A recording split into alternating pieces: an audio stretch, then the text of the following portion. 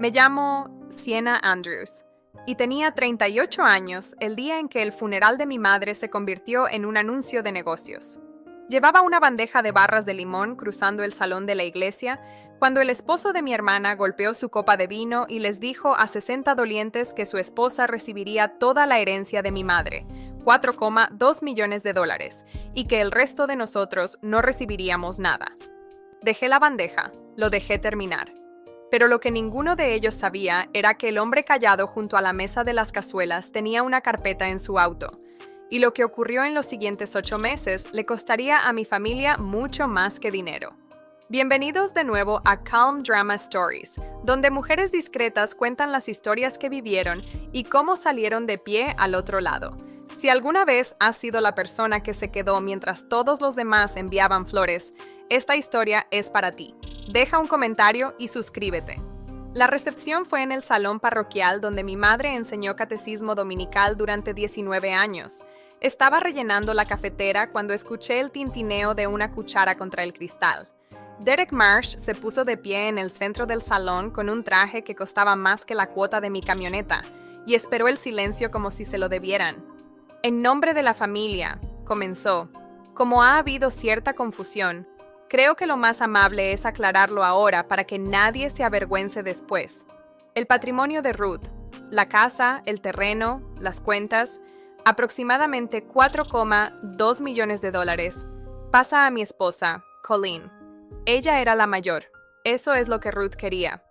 Me miró directamente, ahí de pie con mi vestido de funeral y granos de café en la manga, y dijo la frase que sin duda había ensayado frente al espejo de un hotel. El resto de ustedes no recibe nada. No me moví. He estado en salas donde la gente recibe las peores noticias de su vida, y he aprendido que el cuerpo se queda quieto antes de decidir nada. Al fondo del salón, un anciano con un suéter gris dejó su taza de café.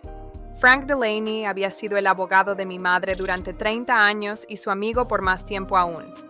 Derek, dijo, voy a detenerte ahí, como cortesía.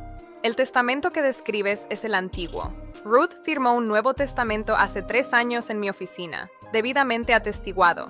Nadie anuncia herencias en un funeral, hijo. Cada beneficiario recibirá una notificación formal por correo cuando el testamento se presente ante el tribunal testamentario. La sonrisa de Derek se quedó en su rostro, pero dejó de funcionar, como un letrero encendido en una tienda cerrada. Eso no es posible. Ruth nos lo habría dicho. Se lo dijo a quienes necesitaba decírselo, respondió Frank. El Nuevo Testamento nombra a un albacea, no es Colleen, es Sienna. 60 cabezas se volvieron hacia mí al mismo tiempo. Mi hermana miró a su esposo como se mira a un desconocido que ha tomado tu asiento en el autobús. Derek se abotonó el saco, que es lo que hace en lugar de respirar, y dijo, lo bastante alto para que todo el salón lo oyera. Ya veremos. Debí sentirme reivindicada. En cambio, sentí que el suelo se inclinaba porque había conocido a Derek Marsh durante 16 años y entendía algo que el resto del salón no. Él no había terminado. Apenas estaba comenzando. Mi padre, Walter, cultivaba 90 acres al este de Millbrook y manejaba un autobús escolar en invierno. Murió hace 14 años, dejando una póliza de seguro de vida que había pagado silenciosamente desde 1985, además del terreno. Mamá le arrendaba las tierras a nuestro vecino Gene Kowalski y nunca tocó el capital.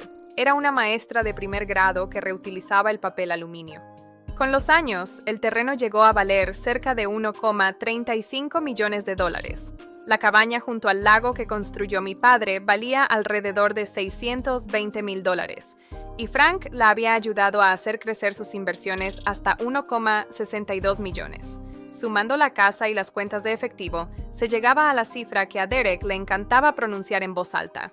Sí había existido un testamento anterior. En ese entonces, Colleen era la establecida. Casada, con hipoteca, 2 hijos, un esposo que hablaba de mercados en Acción de Gracias. Yo tenía 25 años, soltera, trabajando como enfermera itinerante. Mamá, siendo práctica, le había dejado la mayor parte a Colleen para que la administrara para la familia. Derek guardaba una copia de ese testamento antiguo como si fuera una escritura sagrada, y en cada fiesta mencionaba, como al pasar, generosamente, la cantidad con la que ayudamos a tu madre en aquel entonces. Nunca decía la cifra, nunca decía el año. A mamá le diagnosticaron Parkinson 6 años antes de morir. Soy enfermera de cuidados paliativos. He pasado mi carrera acompañando a desconocidos hasta el final de sus vidas. Sé cómo se ve una despedida larga desde afuera. Desde adentro se ve así. Una tabla de medicamentos pegada al refrigerador, actualizada a lápiz porque las dosis cambiaban constantemente. Té servido hasta la mitad a las 5:40 de la mañana porque un temblor derrama todo. Barras de apoyo que instalé yo misma. Hace 4 años dejé mi apartamento y me mudé a mi antigua habitación en Beckett Lane. Ella odiaba la lástima, así que llevábamos toda la operación con humor seco. Cerca del final, una noche en que pensaba que yo dormía, le dijo al techo: «Callado no es lo mismo que ido». No pregunté qué quería decir, lo guardé. Nunca le conté a nadie lo que costaron esos 6 años. Creía que, en cuanto uno detalla el amor, este se convierte en una factura, y me negué a entregarle una cuenta a mi madre. Estaba a punto de descubrir qué pasa cuando el amor no queda registrado en absoluto. Mientras tanto, mi hermana vivía a 7 horas al sur, en Charlotte, una vida que se veía hermosa en fotos. Derek había pasado de vender seguros a llamarse a sí mismo asesor de patrimonio. Casa rentada, auto alemán arrendado, una membresía de golf que llamaba networking. Visitaban 2 veces al año y producían suficientes fotos para llenar un año de redes sociales. No digo que Colleen no quisiera a nuestra madre. Digo que el amor tiene un calendario de mantenimiento, y ella me lo delegó a mí. Una Navidad, secando los platos, finalmente le pregunté a mamá con qué exactamente la habían ayudado Derek y Colleen. Retorció el trapo una vez y dijo: «Esa no es la historia que él cree que es». Luego subió el volumen de La Rueda de la Fortuna, lo cual, en nuestra familia, es un fallo legal. 11 días después del funeral, llegó la notificación formal por correo certificado, tal como Frank había dicho. El testamento, firmado 3 años antes, me nombraba albacea. Me dejaba la casa, las tierras, la cabaña y las cuentas. A Colleen le dejaba las joyas de nuestra madre y un fideicomiso educativo de $250,000 para sus hijos, Emma y Tyler. Esa noche llamó Derek, esta vez con voz cálida. Las emociones estaban a flor de piel en el servicio. Lo que importa aquí es la familia. Colleen y yo pensamos que los adultos deberíamos sentarnos, solo nosotros, antes de que los abogados conviertan esto en un circo. Había alquilado una sala de conferencias en el Millbrook Inn. Ahí propuso dividir la herencia 50/50, de forma civilizada y privada, o lo hacemos por la vía cara. Le dije que no era mía para dividir. Tenía el deber legal de ejecutar el testamento de mamá tal como estaba escrito. Entonces es un no, dijo, y presionó su pluma como quien quita el seguro de un arma. 8 días después llegó un sobre certificado. Colleen R. Marsh, demandante contra el patrimonio de Ruth Andrews. Motivo: influencia indebida. La persona señalada como quien había ejercido esa influencia era yo. La demanda tenía 14 páginas y describía mi vida desde el único ángulo que hacía que el amor pareciera un delito. Mudarme a casa se convirtió en aislamiento. El pastillero se convirtió en control. Llevarla a especialistas se convirtió en controlar el acceso. Maya Ortiz, la abogada especialista en sucesiones que Frank recomendó, me explicó la primera regla. Desde hoy eres testigo de tu propio duelo. Todo lo que hiciste durante 6 años ahora es evidencia. En Ohio, una impugnación de testamento congela el patrimonio. Nada se distribuye mientras el caso esté abierto, y el patrimonio paga su propia defensa legal con los mismos bienes en disputa. En el mejor de los casos, dijo Maya, se resuelve en menos de un año. En el peor, 18 meses, apelaciones, y el patrimonio empieza a vender activos para cubrir honorarios. Primero lo líquido, luego la tierra y finalmente la casa. Esa misma semana, una denuncia anónima llegó a la Junta Estatal de Enfermería, alegando que yo había usado mi puesto como enfermera de cuidados paliativos para insertarme en el cuidado de una anciana vulnerable y heredar su patrimonio, redactada cuidadosamente para que la palabra madre nunca apareciera. No esperé a que me citaran. Me autodenuncié voluntariamente, enviándoles documentación de que el cuidado paliativo de mamá había sido gestionado por una agencia externa y que yo nunca había sido su enfermera de registro, solo su hija presente en la casa. El papel vence al ruido, dijo Maya, pero solo si el papel llega primero. Aún así, el hospital me puso en revisión administrativa. Colleen llamó a las 12:40 de una noche, con vino en la voz y miedo debajo del vino. Derek dice que los registros de medicamentos se ven mal. Le dije que los cambios de dosis se ven mal porque el Parkinson es una enfermedad de cambios de dosis. Entonces dijo lo que realmente había llamado a decir: lo hiciste ver fácil. Nunca, ni una vez, pediste ayuda. Tenía razón. Nunca pedí, diciéndome que pedir avergonzaría a mamá. En toda esa nobleza, le había dado a mi hermana permiso para creer que era fácil. Permiso para quedarse en Charlotte. Mi silencio había sido su coartada. Cuando le pedí que leyera la carta de mamá, dijo: Derek necesita esto, y entonces se escuchó a sí misma. La línea se cortó. Su bufete solicitó 6 años de mis estados de cuenta, recibos de farmacia, registros de kilometraje, horarios de trabajo. Cajas que salían de la casa con etiquetas de evidencia. Organizando lo que se llevaban antes de que se lo llevaran, encontré una vieja entrada en el calendario de cocina de hace 3 años. Dr. Patel, 9 de la mañana, y debajo, repasado 2 veces con la pluma. No le digas a nadie todavía. El Dr. Patel no estaba en la lista de médicos de mamá. Frank me explicó. Anand Patel, especialista geriátrico en Columbus. La misma semana en que firmó el Nuevo Testamento, mamá había solicitado, ella misma, sin que nadie se lo sugiriera, una evaluación completa de capacidad cognitiva. Había visto venir la pelea con 3 años de anticipación y se había armado contra ella. Frank también deslizó un sobre sellado con la letra de mamá. Para Sienna, solo si pelean. Ábrelo cuando estés lista para rendirte. No lo abrí todavía. Entonces llegó el detalle que cambió todo el rumbo de la pelea. La página 6 del testamento contenía una cláusula de no impugnación. Cualquier beneficiario que impugnara el testamento perdería lo que éste le otorgaba. Si Colleen perdía su impugnación, no solo perdería ella. El fideicomiso educativo de $250,000 de Emma y Tyler también se perdería. El nombre de Derek no aparecía en ninguna parte de la demanda. Había construido la trampa enteramente a partir de mi decencia, apostando a que yo cedería antes de dejar que 2 niños perdieran su futuro. En mayo, Derek se presentó en la casa con una agente inmobiliaria, caminando por el límite de la propiedad, hablando de atractivo exterior, lo bastante alto para que se escuchara, y me dijo más bajo, solo para mí. Sabes que vives en un activo, ¿verdad? Técnicamente estás como ocupa. No discutí. Conseguí una orden judicial que confirmaba mi autoridad exclusiva sobre la propiedad hasta que se resolviera el caso. En junio, el abogado de Derek, Whitfield, pasó horas construyendo una narrativa donde cada acto de cuidado parecía control, y luego presentó una transferencia. 2 años antes, yo había pagado $18,000 de mis propios ahorros para reparaciones urgentes del techo tras una tormenta de hielo, y 4 meses después había transferido esa misma cantidad de la cuenta de mamá a la mía, como reembolso a insistencia de ella sin autorización firmada. ¿No es eso lo que llaman explotación financiera de un adulto mayor?, preguntó Whitfield, y dejó la pregunta suspendida en el aire.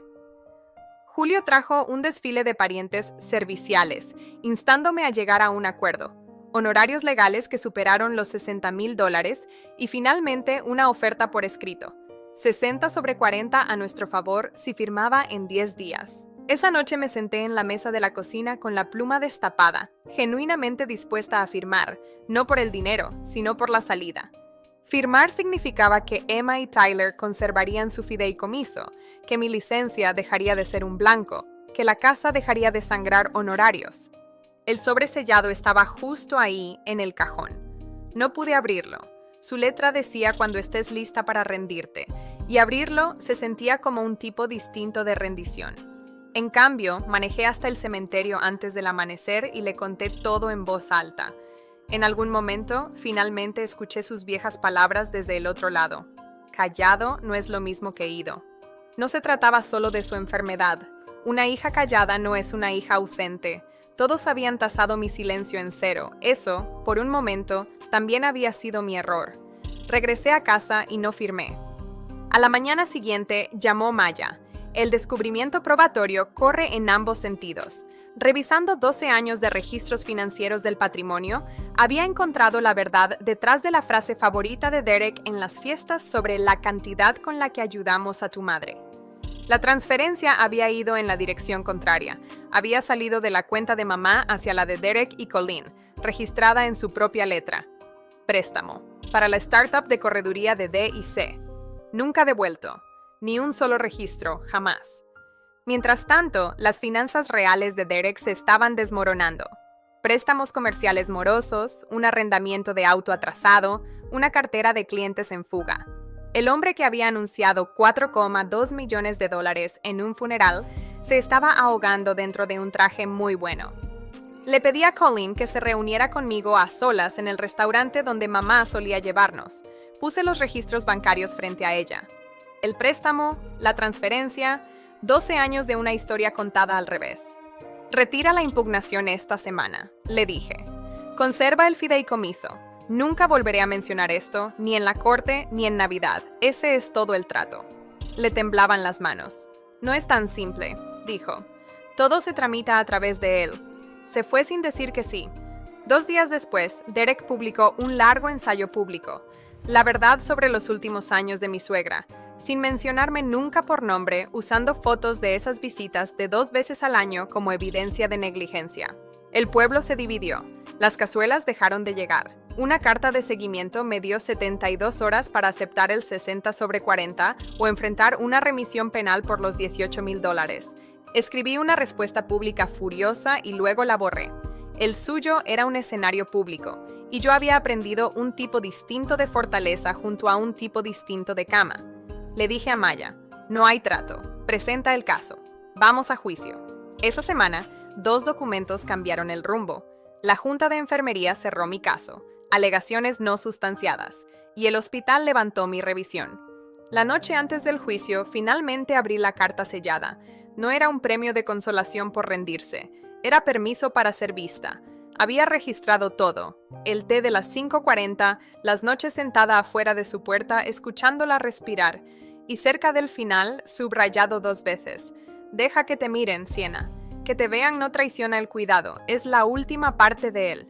En los escalones del tribunal, Colleen empezó a decirme algo. Leí la carta. Necesito decirte. Pero cuando aparecieron Derek y sus abogados, dio un paso atrás y se colocó detrás de su esposo, y lo que fuera que había querido decir murió sobre el granito. Derek se inclinó cerca. Disfruta el día de hoy. De todos modos saldrás de aquí sin nada. Lo miré, serena. Entonces no tienes de qué preocuparte. El doctor Patel testificó primero. La evaluación cognitiva de mamá había arrojado puntajes propios de una mujer una década más joven, solicitada enteramente por iniciativa propia, porque, en sus propias palabras registradas, conozco a mi yerno. Luego, Jean Kowalski confirmó la factura del techo y testificó que la propia mamá le había dicho que su hija le reembolsaría en cuanto se resolviera el papeleo. Maya presentó mi expediente voluntario ante la Junta de Enfermería como evidencia de alguien que documenta todo, no de alguien que oculta dinero. Esa noche llegó una última oferta: retirar la impugnación por completo, sin juicio, y a cambio el patrimonio cedería la cabaña del lago, la cabaña de mi padre, a Colleen, quedando todo lo demás según el testamento. Como la impugnación sería retirada y no derrotada, la cláusula de no impugnación nunca se activaría. Emma y Tyler conservarían su fideicomiso. Yo nunca tendría que subir al estrado. Maya me expuso ambos futuros con honestidad. Estábamos ganando, pero los jurados son como el clima, y si ganábamos de forma definitiva, la cláusula se activaría y el fideicomiso de los niños desaparecería, en el registro, para siempre, a causa de mi victoria. Leí la carta de mamá otra vez esa noche. Por la mañana llamé a Maya antes de que sonara su alarma. Voy a testificar. En el estrado, describí un día cualquiera como si estuviera dando un reporte de turno. El té servido hasta la mitad, los botones que tardaban más de lo que uno pensaría, las razones detrás de cada pequeña rutina. Cuando me preguntaron por qué nadie, ni siquiera la familia, conocía el alcance real del cuidado, respondí con honestidad. Había creído que el amor que guarda recibos deja de ser amor, así que no guardé ninguno. Estaba equivocada. Los recibos nunca fueron el problema. Whitfield hizo una pregunta de más. ¿Espera que este jurado crea que usted no llevaba cuenta de nada, que no quería nada, que no contaba nada? Miré a Derek. Tú contaste todo, Derek. Cada dólar, cada metro cuadrado. Contaste todo, excepto los años. El jurado deliberó 4 horas. El presidente del jurado se puso de pie. El testamento era válido, la impugnación desestimada en todos los cargos. Los veredictos también hacen cuentas. Con la impugnación derrotada en lugar de retirada, la cláusula de no impugnación se activó automáticamente.